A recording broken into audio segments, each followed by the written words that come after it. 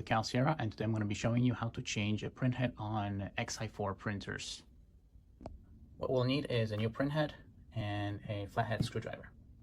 So let's get started. First, we're going to turn off the printer and unplug any cables. Now we're going to open the printhead and remove the media.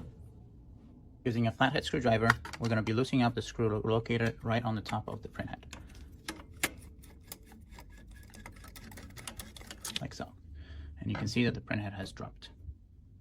To replace the printhead, pull it forward and start unplugging the wires, the power cable and the ribbon. Be careful not to cut yourself or rip any cables. And there you go. And we're gonna install the new printhead same way we took it off, starting with the ribbon cable. And now the power cable.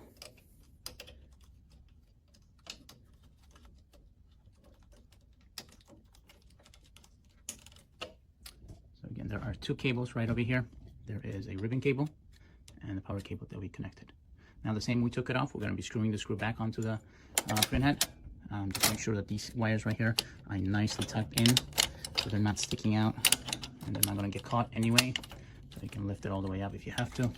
After installing the printhead, we're going to be putting it back in, tucking it in with the wires. We're going to be closing the printhead and screwing the screw on top of it nice and tight as it was before.